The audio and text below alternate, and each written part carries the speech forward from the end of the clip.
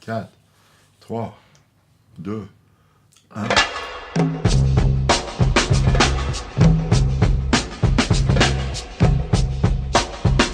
Pas si t'es au courant, Tu vas me le dire. c'est la crise.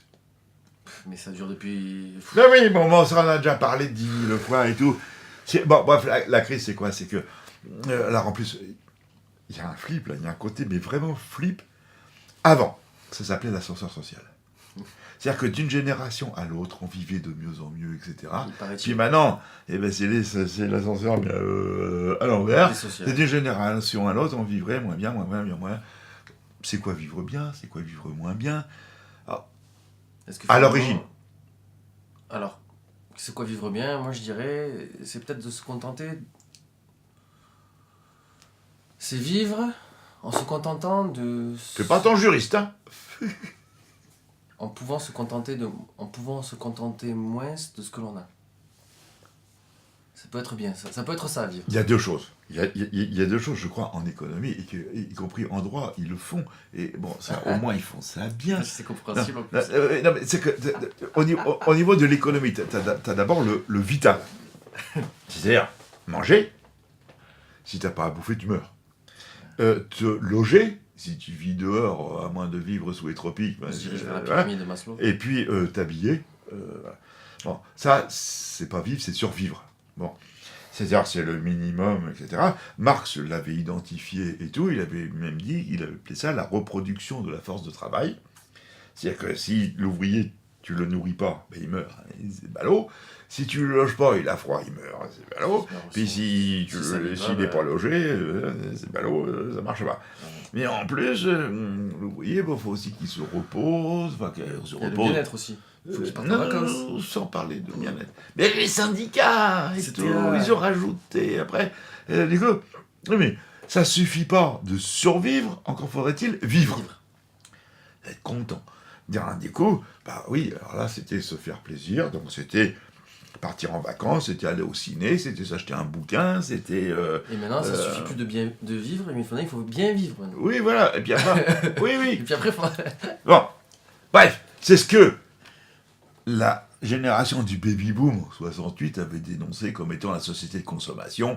Et effectivement, j'ai un souvenir de ma mère, fin des années 60, me disant « Ah, c'est génial! Et t'as pas vu ce qu'ils ont inventé ?» Je dis « Quoi ?» L'éplucheur de bananes. Un engin qui t'épluchait les bananes. Un économe, quoi. Même pas, tu avec un couteau, tu regardes regardes la c'est un mec qui a un bras. Etc. Alors c'est vrai que, d'un côté, c'est vrai qu'on dit aujourd'hui la vie de la femme blanche est facile. Ah là, la machine à laver. Ah là, la gazinière. Ah là, l'enfer à repasser. Bon, c'est vrai qu'il y a des trucs quand même qui sont... Même quand t'es pas femme et quand t'es pas blanche, c'est quand même pratique et tout. Quant à l'éplucheur de bananes, c'est vrai qu'à un moment, faut pas déconner, quoi. Bon. Toujours est-il qu'au niveau de la consommation, c'est un des problèmes. C'est même un étalon de voir ça va bien, ça va pas. Est-ce qu'il y a une hausse de la consommation, une baisse de la consommation? C'est à ça qu'on... Certains économistes disent les Français ont le moral, les Français n'ont pas le moral. Ils n'ont pas le moral, ils consomment moins. Ils ont le moral, ils consomment plus. Alors du coup, après ils ont introduit le paramètre gilet jaune. Ouais, s'ils consomment moins, c'est à cause des gilets jaunes. Non, c'est peut-être tout simplement parce qu'ils n'ont pas les thunes, l'argent, pour pouvoir consommer ce qu'ils auraient voulu consommer. Toujours est-il que, ceci est presque une autre histoire. Au niveau économie, il y a deux formes d'économie, encore deux autres de plus. Il y a l'économie délocalisable et l'économie non délocalisable. Délocalisable, ça, un smartphone, machin. Oui, quantité de choses, où ça c'est délocalisable, et tu peux très bien l'acheter ailleurs, pour peu que, dans ce pays-là, les gens soient moins payés que dans ton pays. Du coup, quand il revient, même avec les frais de transport, les machins, etc., et ça coûte moins cher. Du coup, si toi, tu gagnes pas beaucoup de sous, bon, du coup, tu t'y retrouves, et puis tout va bien. Puis il y a des trucs non délocalisables. Dans les non délocalisables, il y a tout ce qui relève des patrimoines culturels.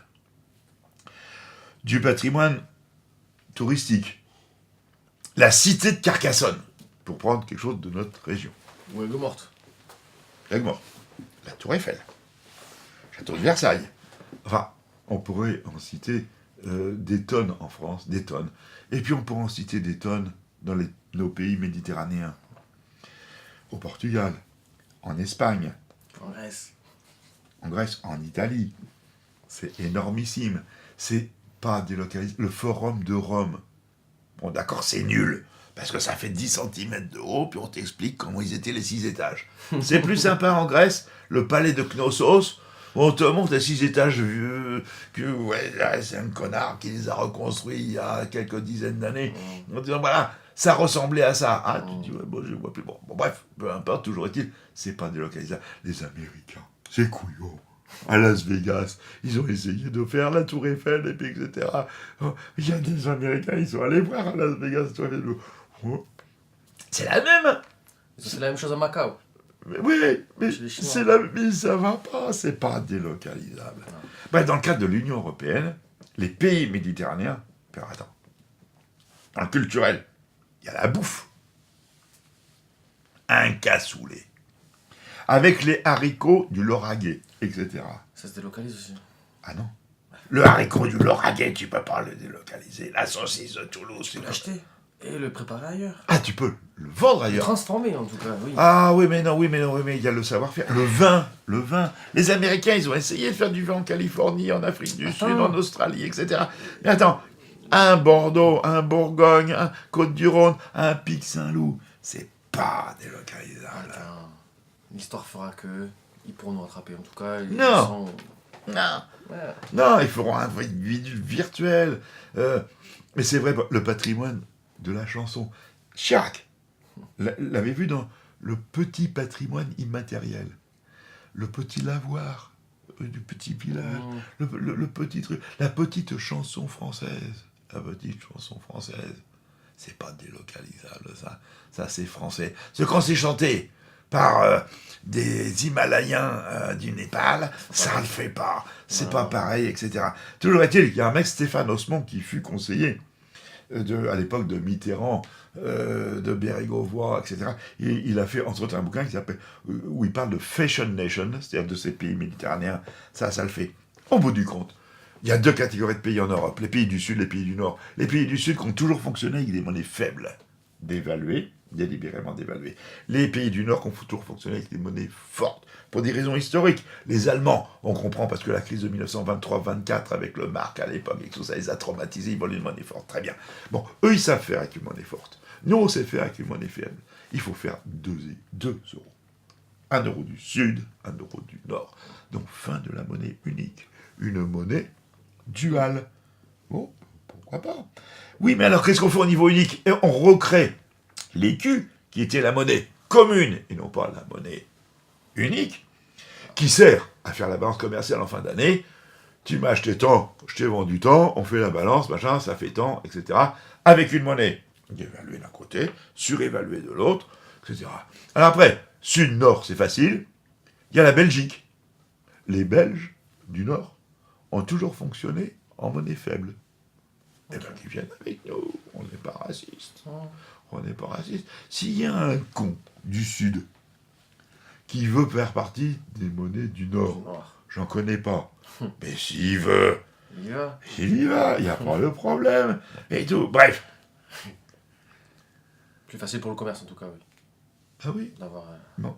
Toujours est-il que refondre le modèle économique ne peut pas fonctionner tout seul. Si on fait que l'économique, c'est-à-dire tout ce qu'on a dit, production, distribution, consommation, valeur de la marchandise, on vient de parler, circulation de la monnaie, baisse tendancielle du taux de profit, ça, c'est pas notre problème, parce que nous, on est des pauvres paysans. Non, on n'est pas des paysans, mais c'est pareil.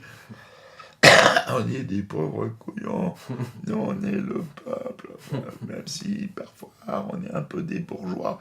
Et ça, c'est... Mais des petits bourgeois, c'est pas notre problème, ça, la baisse tendancielle du taux de profit, c'est le problème du capital.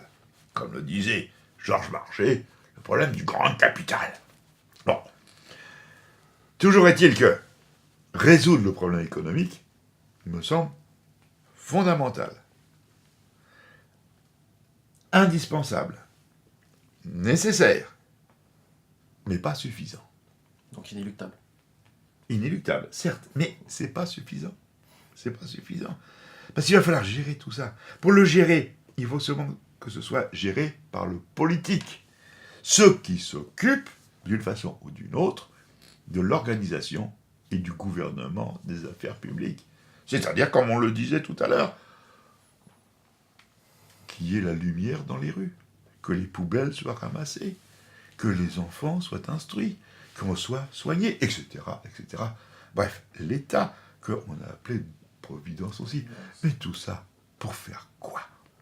Avoir une bonne économie où on pourrait consommer ce qu'on veut, organisée par des gens qui seraient honnêtes, qui feraient les choses comme il faut.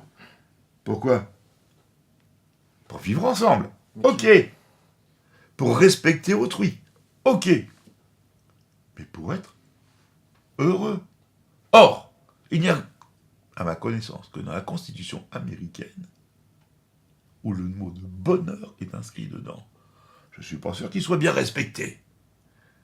Mais pourquoi on inscrirait pas ça dans une Constitution française? Le mot bonheur, le droit au bonheur. C'est le côté sociétal. Il y a l'économique, il y a le politique, il y a le sociétal, mais ça va être notre deuxième grand volet, le politique. Si je peux me permettre, on a déjà un projet de société.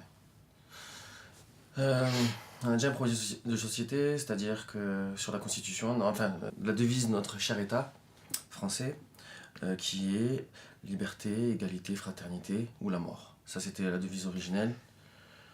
Je t'en parle parce que si on respecte notre devise, on n'a rien à envier au mot bonheur qui est introduit dans la Constitution des Américains. Je pense que c'est un beau contrat en tout cas, un beau contrat social à proposer à nos chers concitoyens. Alors certes, les trois premiers sont des mots, on sait depuis... Non, c'est comme les droits de l'homme. Qui va croire en l'article 1, tous les hommes naissent et demeurent libres et égaux en droit. C'est joli, c'est con. Enfin, n'importe qui dit, mais non, enfin, c'est beau, mais ça n'existe pas. Par contre, le bonheur, c'est vachement concret, le bonheur. C'est vachement concret. T'es content ou t'es pas content? T'as la banane ou t'as pas la banane? T'as le sourire ou t'as pas le sourire? Et là, tu peux avoir le sourire en étant peu fortuné. C'est quoi, regarde? Ou tu peux avoir les boules avec des milliards. Bien sûr. Juste d'être content. Et d'être content, c'est au-delà de vivre, c'est de survivre. C'est au-delà du manger, loger et habiller. C'est au-delà. Mais nous, on a un côté romantique. On vit avec les choses sans les nommer. Le seul mot qui vaille, à mon sens, c'est le mot liberté. On en a parlé déjà dans le domaine économique, on en reparlera peut-être dans les autres domaines. C'est le seul mot qui vaille, parce que égalité. Mais qui fera croire à qui qu'un homme est égal à une femme? Et j'ai bien dit ça, dans cet ordre-là, ce n'est pas Elisabeth Badinter elle-même. Dit, c'est une connerie. Et je crois qu'elle a 1000 fois raison. La femme n'est pas l'égale de l'homme. Évidemment qu'elle n'est pas inférieure. Non. Évidemment qu'elle n'est pas supérieure. Non. Elle est autre. Alors, je préfère autre. Je pense que c'est plus sur un plan... Parce que différent, c'est la discrimination positive, juridique. c'est anglo-saxon, c'est juridique, j'aime pas. Autre. Non, mais je veux dire égalité sur un plan peut-être juridique après le reste. Non. Autre, c'est alius en latin. Alien. L'étranger. L'autre. Je le connais pas. Phobie. Oui, mais du coup j'ai peur. Et du coup l'homme a peur de la femme, au même titre que la femme a peur de l'homme. Ça peut se rapprocher du racisme, ça c'est la peur de l'étranger aussi, pareil. Mais oui, mais la problématique homme-femme, elle est là. Aujourd'hui, elle n'était pas jusque dans les années 1900. Parce que les mariages se faisaient par intérêt. Aussi pauvres soient les personnes, ou aussi riches soient-elles. Puis, aujourd'hui, elle se ferait par réseaux sociaux, par Internet, etc. Il y a eu une période fabuleuse où les choses se faisaient dans un square, se faisaient dans une rue, se faisaient, les gens se rencontraient, etc. C'est là où ça a donné le début d'une égalité homme-femme, mais en fait, il y a eu perversion du mot. Je crois ça, c'est une autre chose. Mais ça, c'est du vivre ensemble. Ce vivre ensemble ne relève pas de l'économique.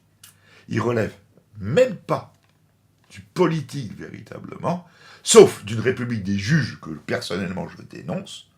Il relève du sociétal, c'est-à-dire véritablement du vivre ensemble. Mais ça, on y reviendra Avec un peu plus tard pour ceux qui auront le bonheur de nous écouter. Bonsoir, fin du premier chapitre. Chapitre 2, acte 2 véritablement, on parlera de politique.